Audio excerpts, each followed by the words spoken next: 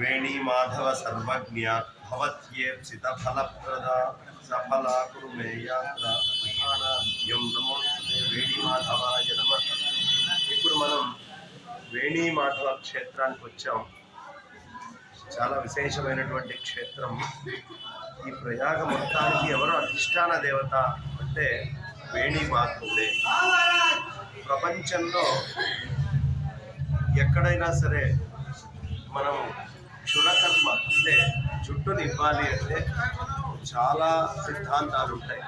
ఈ తిథి రోజు చేసుకోవచ్చు, ఈ తిథి రోజు చెయ్యకూడదు, లేదు ఈ వారం చేయొచ్చు, ఈ వారం చేయకూడదు, లేదు 6 నెలలు దాటిన చేయకూడదు, స్త్రీలకి చేయకూడదు. ఇలా అనేకమైనటువంటి అంశాలు మనకు కనిపిస్తూ ఉంటాయి. కానీ ఈ ఒక్క ప్రదేశంలో రాత్రి లేదు, పగలు లేదు, సాయంత్రం లేదు, తిథితోటి సంబంధం లేదు, పుణ్య స్త్రీయా లేకపోతే ఎవరా అనేది సంబంధం లేదు. ఎవరైనా సరే జుట్టు నివ్వచ్చు.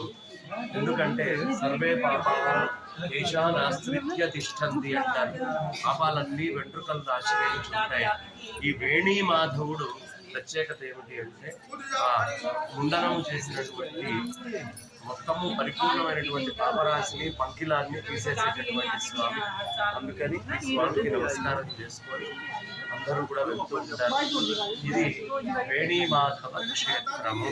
మా సత్యనారాయణ తాంజరి గారు ఇప్పుడే హారతి ఇచ్చి ఆనందంగా స్వామివారికి నమస్కారం చేసుకొని ఇప్పుడే ఇక్కడ దానాదులు కూడా చేయడం జరుగుతుంది. జై వేణీ మాధవ.